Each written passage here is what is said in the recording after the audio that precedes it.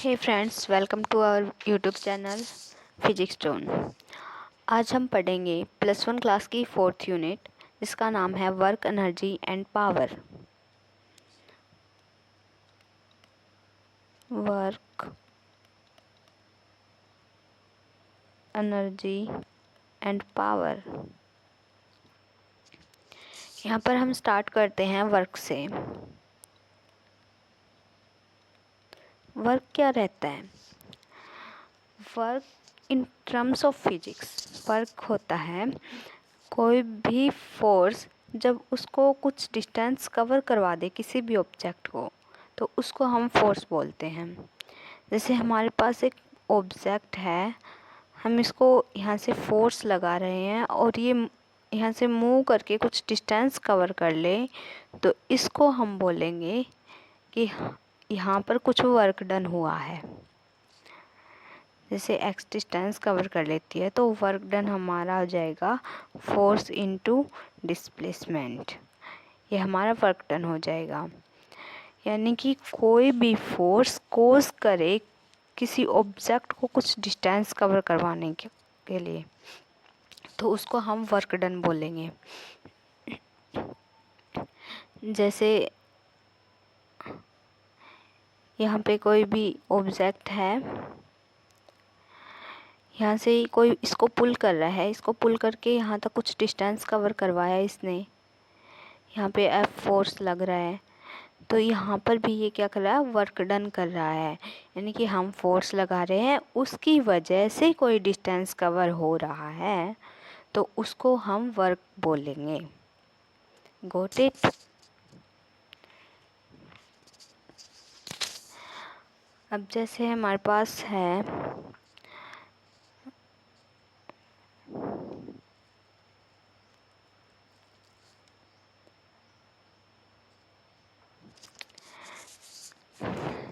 जैसे हमें एक ब्लॉक दिया हुआ है, जैसे हमारे पास एक ब्लॉक है, इसको हम पुल कर रहे हैं इस साइड से, तो अब ये कितना डिस्टेंस कवर करेगी? कुछ भी कर सकती है। यहाँ से फोर्स लग रहा है, तो ये फोर्स इस डायरेक्शन में लग रहा है, तो बट मोशन हो रहा है इस डायरेक्शन में, तो हमें तो ये देखना पड़ेगा ना कि इस डायरेक्शन में कितना फोर्स लग रहा है और इस डायरेक्शन में मोशन कितना हो रहा है, तभी तो हम फाइंड आउट कर पाएंगे कितना वर्क डन हुआ है। क्योंकि वर्क डन जो क्या होता है, उसका फॉर्मूला क्या रहता है? Force into displacement.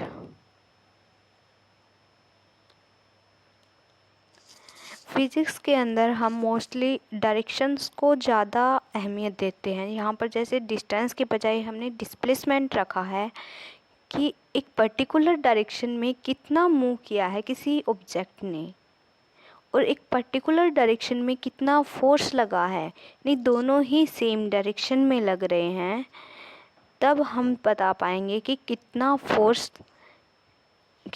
लगा है, कितना डिस्प्लेसमेंट हुआ है और उसकी वजह से हम कितना वर्क डन कर रहे हैं।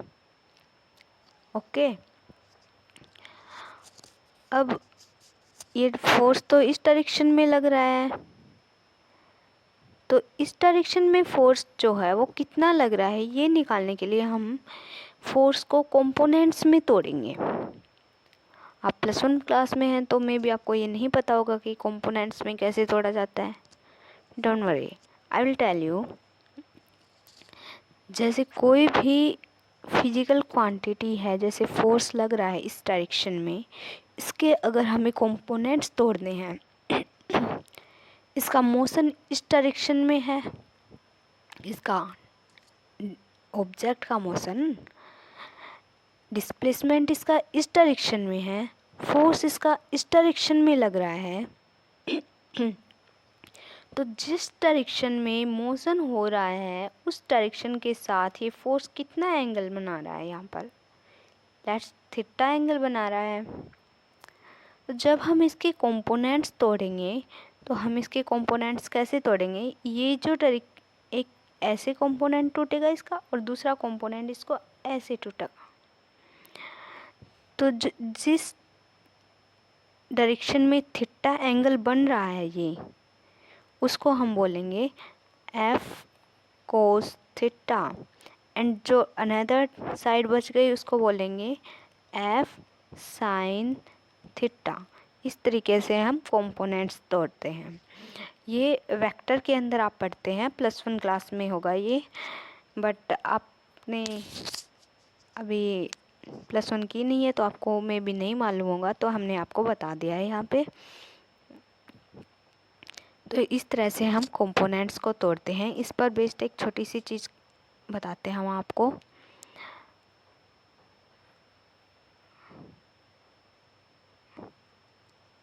जैसे हमारे पास ये ऑब्जेक्ट है, यहाँ से हम फोर्स लगा रहे हैं F, तो इसके कंपोनेंट्स अगर तोड़ें तो इस डायरेक्शन में क्या रहेगा, कौन सा कंपोनेंट आएगा, F कोस थीटा। इतना फोर्स लग रहा है इस डायरेक्शन में, इसका मोशन है इस डायरेक्शन में। लेट्स x डिस्टेंस कवर किया है इसने,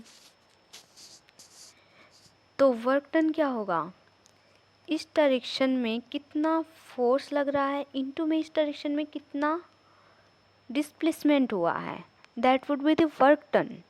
तो फोर्स क्या हो जाएगा हमारा F cos theta, and displacement है हमारा x, तो ये F कोस थीटा x, ये हमारा वर्क डन हो जाएगा। ओके। अब एक चीज़ और बताते हैं आपको, जो वर्क डन जो रहता है वो डॉट प्रोडक्ट रहता है फोर्स और डिस्प्लेसमेंट का। अब मे बी आपको डॉट प्रोडक्ट भी नहीं पता होगा, don't worry, I will tell you. जैसे वर्क जो फोर्स जो है वो क्या है, एक वेक्टर क्वांटिटी है।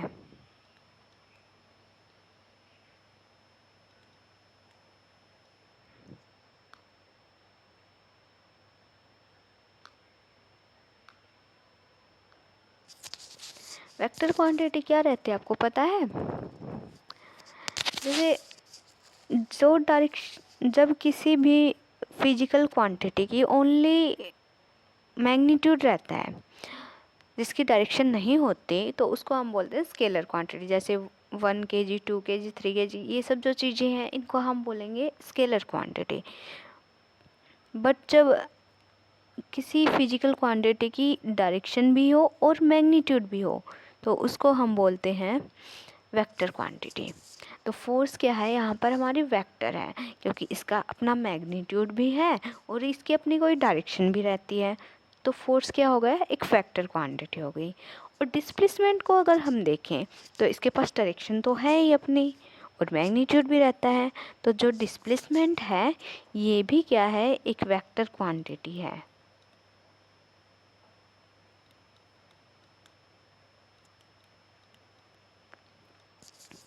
ओके।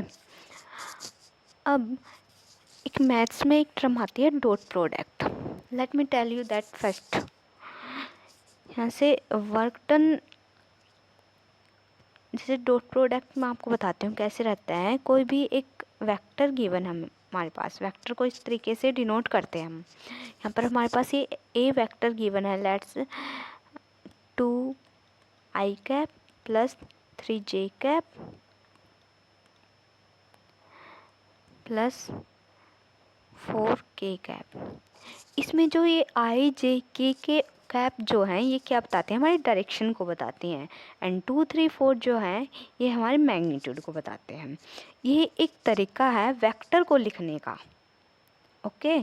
अब एक और वेक्टर लेते हैं हम, जैसे बी वेक्टर हमने लिया, इस वेक्टर को हमने लिख दिया 5i cap plus 2j cap plus 3k cap. यहाँ पर कुछ भी हो सकता है मैग्नीट्यूड, डायरेक्शन हमारी i j k में ही हम लिखेंगे। ओके, अब डॉट प्रोडक्ट को कैसे लिखते हैं हम, जैसे ए वेक्टर है डॉट बी वेक्टर, इस तरीके से हम डॉट प्रोडक्ट को लिखते हैं। और इसको सोल्व कैसे करेंगे, जो आई वाले कंपोनेंट्स हैं उनको आपस में मल्टीप्लाई कर देते हैं। 2 और 5 यानी आई का जो आई डायरेक्शन में क्या कंपोनेंट है, 2 है। ए वेक्टर के अंदर देखिए आई की डायरेक्शन में कंपोनेंट 2 है एंड बी वेक्टर में क्या है, 5 है। ओके, तो हमारा इन दोनों की मल्टीप्लाई करेंगे तो आएगा 10। आई सेम डायरेक्शन में है तो इनकी मल्टीप्लाई 1 हो जाती है। जैसे सेम डायरेक्शन में जो रहते हैं ना आई जे के, ये अगर सेम आ जाते हैं तो उनकी मल्टीप्लाई 1 हो जाती है, तो उसको हम नहीं लिखते हैं। तो यहाँ पे 2 5 जा 10 आ जाएगा, प्लस 3 2 जा 6, प्लस 4 3 जा 12। सॉरी, देखो हमने क्या क्या किया, ये वाला था 2, यहाँ पे 5 था, इन दोनों की मल्टीप्लाई की 10 आया, फिर बीच में क्या है, दोनों में प्लस है, 3 2 जा ये 3 ये 2, 3 2 जा 6, फिर प्लस है दोनों में, प्लस यहाँ पे 4 है यहाँ पे 3 है, 4 3 जा 12। अब इनको ऐड कर देंगे, यहाँ पर आ जाएगा 28। ओके, इस टाइप से हम डॉट प्रोडक्ट को सोल्व करते हैं। आपको ज़्यादा डीप में जाने का ज़रूरत नहीं है, फिजिक्स के अंदर आप इतना समझ रहे हैं काफ़ी है फ़िलहाल के लिए। चलो एक एग्जांपल और देते हैं हम आपको।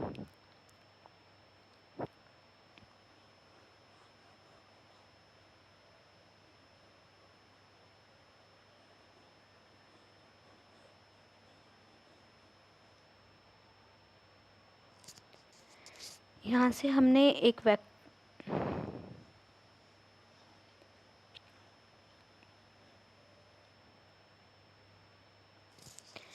वेक्टर लेते हैं हम यहाँ से। ए वेक्टर है हमारा 2i cap plus 5j cap plus k cap. Okay, B vector हम लेते हैं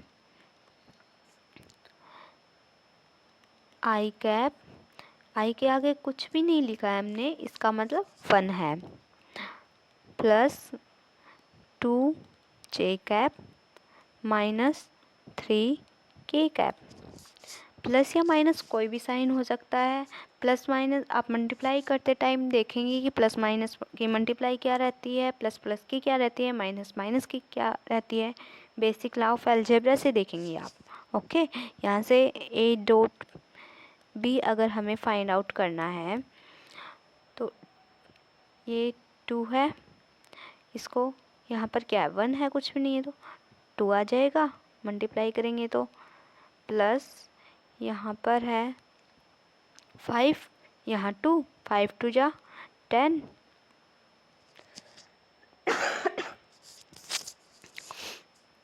यहाँ पे कुछ भी नहीं है आगे 1, यहाँ पे -3 है, साइन को साथ में लेंगे, -3 इंटू ए ऊपर वाला 1, यहाँ 1 इंटू -3 तो ये हो जाएगा -3। यहाँ से हमारा क्या आ जाएगा 9। तो इस टाइप से हम डॉट प्रोडक्ट को सोल्व करते हैं। Now move to our topic.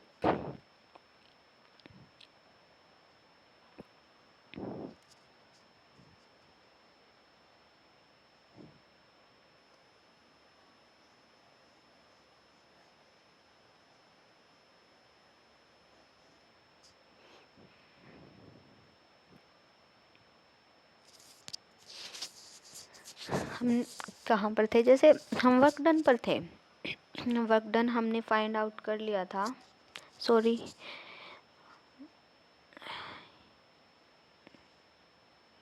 क्या हो रहा है ये,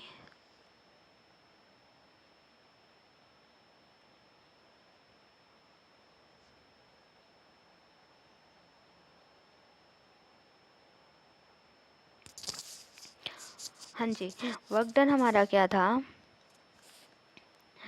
F cos theta into x, ये हमने वर्क डन फाइंड आउट कर लिया था। अब देखिए जो हमारा फोर्स है वो भी वेक्टर है एंड डिस्प्लेसमेंट है वो भी वेक्टर है।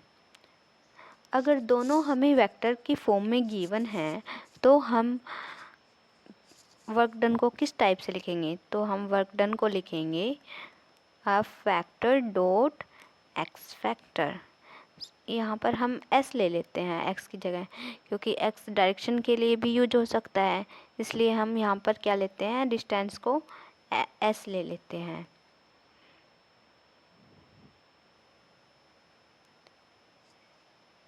यहाँ पर हमने s कर दिया, f vector into s vector, यहाँ से भी इरेज कर देते हैं। मैंने लिखा एफ एक्स आई कैप प्लस एफ वाई जे कैप प्लस एफ जेड के कैप, ये हमारा फोर्स को लिखने का तरीका है। यहाँ पे जो F X F Y F Z हैं ये डिनोट कर रहे हैं मैग्नीट्यूड को, और आई जे के जो हैं, आई cap J cap and K cap जो हैं ये डायरेक्शन को बता रहे हैं। ओके, यहाँ पर एस जो है उसको हम लिखेंगे एक्स आई कैप प्लस वाई जे कैप प्लस जेड के कैप। इस टाइप से हम डायरेक्शन इस डिस्टेंस को लिखते हैं।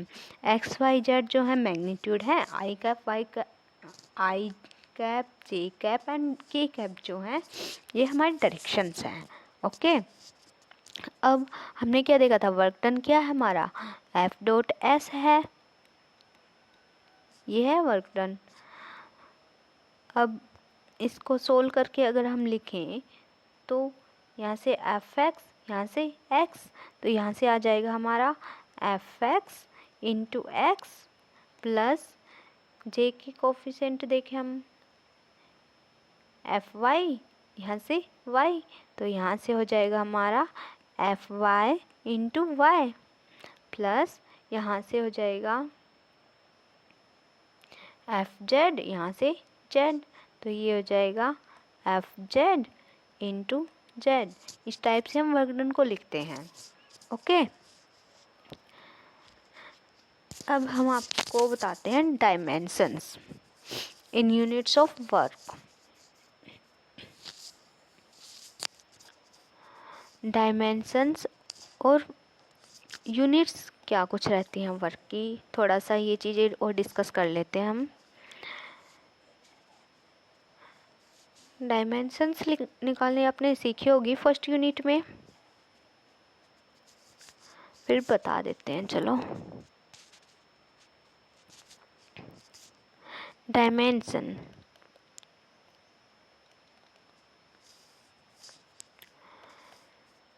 वर्क डन जो है ये क्या होता है, फोर्स इनटू डिस्प्लेसमेंट होता है। फोर्स क्या है हमारा,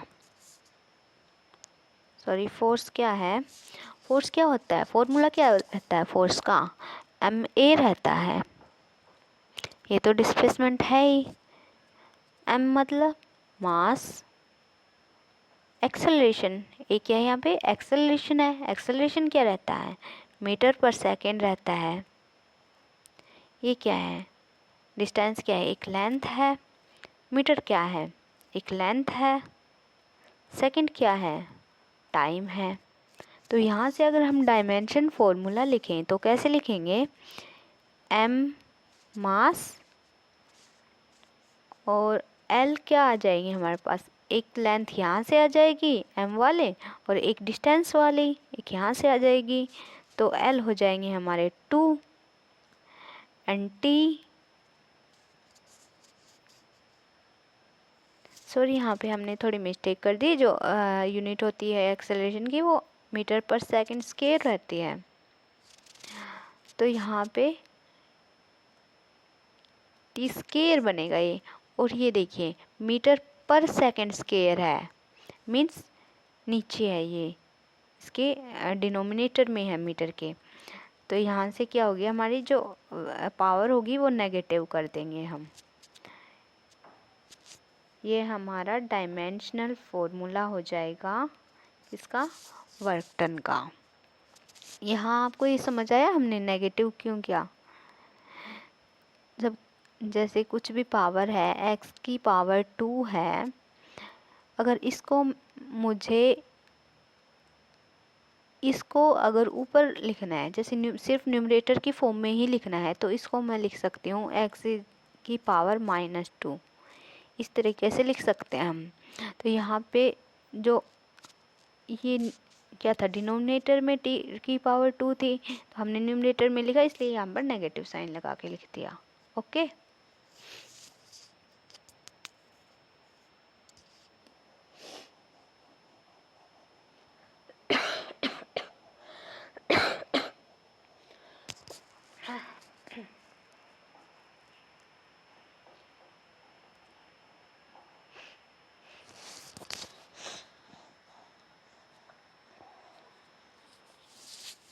अब देखिए यूनिट क्या रहती है वर्क डन की।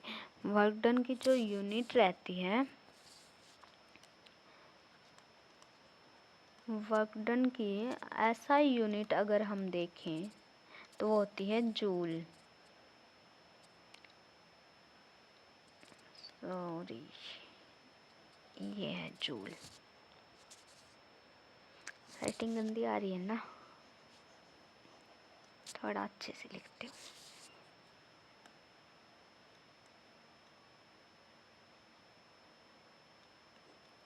Joule, this is the SI unit of work done. और इसकी कुछ और भी यूनिट्स हैं, जैसे अर्ग भी इसकी यूनिट है, जूल भी इसकी यूनिट है। तो एसआई यूनिट तो जूल है, तो मोस्टली आप जूल में ही इसको डील करेंगे। और 1 जूल किसके इक्वल होगा? 1 न्यूटन मीटर के इक्वल होगा 1 जूल। क्यों, क्या होता है work done? Force into displacement रहता है। फोर्स की यूनिट क्या होती है? न्यूटन होती है। डिस्प्लेसमेंट की क्या होती है? मीटर होती है। तो 1 और वर्क डन की क्या होती है? जूल होती है। तो 1 जूल किसके इक्वल हो जाएगा? 1 न्यूटन मीटर के इक्वल हो जाएगा। तो यहाँ से आप जूल की डेफिनेशन भी बता सकते हैं कि जब 1 newton force 1 metre distance cover करवा दे तो वहाँ पर क्या रहता है? वर्क डन 1 जूल रहता है। ओके।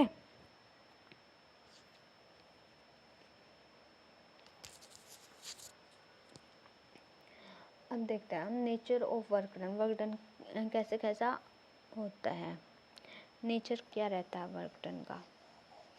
वर्क डन तो हमारा हमने देखा होगा कई बार कि पॉजिटिव भी हो सकता है, नेगेटिव भी हो सकता है, जीरो भी हो सकता है। जब हमने इक्वेशन किया था उसमें क्या आया था हमारा वर्क डन? जीरो आया था। तो वर्क डन जीरो भी हो सकता है, पॉजिटिव भी हो सकता है, नेगेटिव भी हो सकता है। जैसे जिस डायरेक्शन में हम फोर्स लगा रहे हैं, अगर उसी डायरेक्शन में हमारा मोशन हो रहा है तो वर्क डन क्या होगा? पॉजिटिव हो गया। हमने वर्क डन का क्या फॉर्मूला निकाला था? वर्क डन हमने क्या निकाला था? F cos theta into displacement, ये निकाला था। यहाँ पे देखो कोस थीटा है, कोस थीटा की वैल्यू डिपेंड करेगी थीटा कितना बन रहा है, यानी फोर्स की और डिस्प्लेसमेंट की जो डायरेक्शन है उसमें उन दोनों के बीच में थीटा कितना बन रहा है वो वर्क डन को डिफाइन करेगा। वो बताएगा पॉजिटिव है, नेगेटिव है या कितना क्या है। ओके। अब अगर हमारी डायरेक्शन ऑफ फोर्स और डायरेक्शन ऑफ डिस्प्लेसमेंट दोनों ही सेम हैं तो हमारा थीटा क्या रहेगा? जीरो रहेगा। और कोस थीटा की वैल्यू कितना होती है? कोस जीरो की वैल्यू कितनी रहती है? 1 रहती है। तो यहाँ से हम बिना सोचे समझे लिख सकते हैं, अगर दोनों की डायरेक्शन सेम है तो फोर्स और डिस्प्लेसमेंट जितना भी है दोनों की मल्टीप्लाई कर दीजिए तो हमारा वर्क डन आ जाएगा। अगर हमारी डायरेक्शन ऑफ फोर्स अपोजिट है डायरेक्शन ऑफ मोशन से, तो अपोजिट है इसका मतलब थीटा कितना हो गया? जैसे ये एक स्ट्रेट लाइन बन गई, एक डायरेक्शन इस साइड है, एक इस साइड डायरेक्शन है, एक इस साइड डायरेक्शन है, तो ये थीटा कितना बन गया यहाँ पे 180 का बन गया। एंड कोस 180 कितना रहता है -1 रहता है। कोस 180 की वैल्यू -1 रहती है, तो यहाँ से वर्क डन क्या आ जाएगा, फोर्स और डिस्प्लेसमेंट की मल्टीप्लाई तो हो जाएगी। जो ये कोस थीटा है ये वाला, इसकी वैल्यू कितनी हो जाएगी -1 हो जाएगी, इसलिए एक नेगेटिव साइन आ जाएगा यहाँ से। इस टाइप से ये हमारा नेगेटिव वर्क डन हो जाएगा। जीरो वर्क डन कब होता है, जब क्या किस पर डिपेंड कर रहा है हमारा वर्क डन, पॉजिटिव या नेगेटिव होगा, ये थीटा पर डिपेंड कर रहा है ना, तो थीटा पर ही डिपेंड करेगा आगे भी कि कब जीरो होगा कब नहीं होगा। कोस थीटा की वैल्यू जब जीरो हो जाएगी तो वर्क डन जीरो हो जाएगा। क्या है हमारा, सॉरी, वर्क डन क्या है, F cos theta into S है। अगर हमारे ये कोस थीटा जो है इसकी वैल्यू जीरो हो जाए तो वर्क डन क्या हो जाएगा, जीरो हो जाएगा।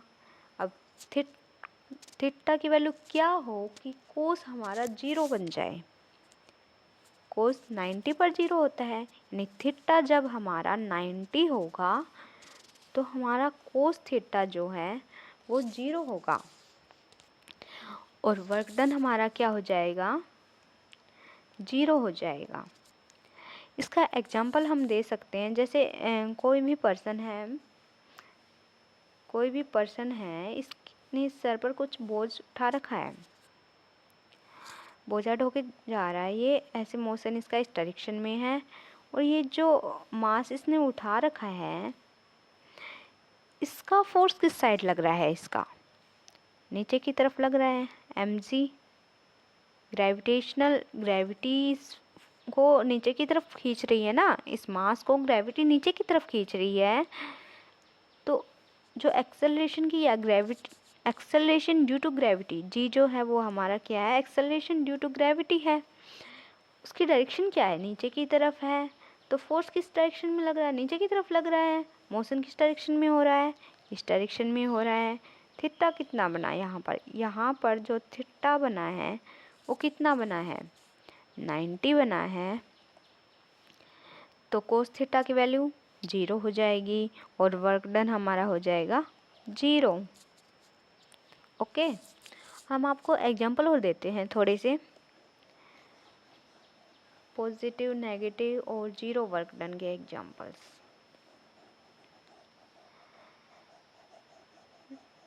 जैसे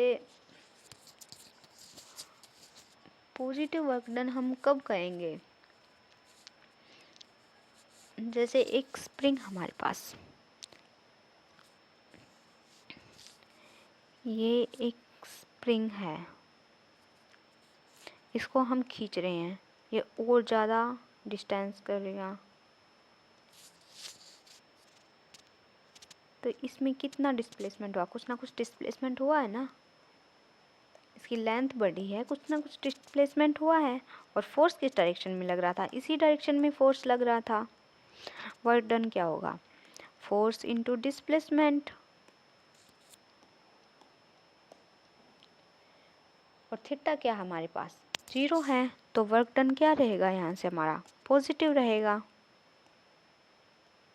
ओके, अगर हम चल रहे हैं फर्श के ऊपर चल रहे हैं, हमारा मोशन है इस डायरेक्शन में, फोर्स ऑफ फ्रिक्शन जो लग रहा है वो किस डायरेक्शन में लग रहा है, इस डायरेक्शन में लग रहा है। तो अगर हम फोर्स ऑफ फ्रिक्शन की वजह से वर्क डन देखें, हमारे अप्लाइड फोर्स से नहीं, फोर्स ऑफ फ्रिक्शन की वजह से देखेंगे, तो हमारा वर्क डन क्या आएगा, डायरेक्शन ऑफ मोशन ये है, फोर्स किस डायरेक्शन में लग रहा है, इस डायरेक्शन में, थीटा कितना होगा 180 होगा, तो कोस थीटा की वैल्यू होगी -1 एंड वर्क डन हो जाएगा हमारा नेगेटिव। ओके, अब ये नहीं देखना आपको, हाँ भाई हम तो फोर्स लगा रहे हैं आगे की तरफ रहे हैं हम तो आगे की तरफ जाने के लिए फोर्स लगा रहे हैं, तो वर्क डन तो पॉजिटिव होना चाहिए। हाँ, हमारे द्वारा जो फोर्स लगाया गया है उसकी वजह से जो वर्क डन होगा वो तो पॉजिटिव ही रहेगा। बट यहाँ पर हमने किसकी वजह से देखा है कि फोर्स ऑफ फ्रिक्शन जो लग रहा है उसकी वजह से जो वर्क डन हो रहा है वो कैसा है, वो वर्क डन नेगेटिव है हमारा। ओके, यहाँ से कंफ्यूजन नहीं रहनी चाहिए कि कौन सा पॉजिटिव है कौन सा नेगेटिव है। जो हम फोर्स अप्लाई कर रहे हैं उसकी वजह से तो पॉजिटिव ही रहेगा, लेकिन यहाँ पर लग रहा है जो फोर्स ऑफ फ्रिक्शन उसकी वजह से नेगेटिव आया है। जैसे हमने यहाँ से एक बॉल फेंकी है, ग्रेविटी किस डायरेक्शन में लग रही है, इस डायरेक्शन में लग रही है। इस बॉल के ऊपर जो ग्रेविटी है इस डायरेक्शन में लग रही है, और इसका मोशन किस डायरेक्शन में हुआ है, इस डायरेक्शन में हुआ है। यानी कि ऊपर की डायरेक्शन में इसका मोशन हो रहा है, ग्रेविटी लग रही है नीचे की डायरेक्शन में, तो ग्रेविटी की वजह से जो वर्क डन हुआ है वो क्या रहेगा, नेगेटिव रहेगा।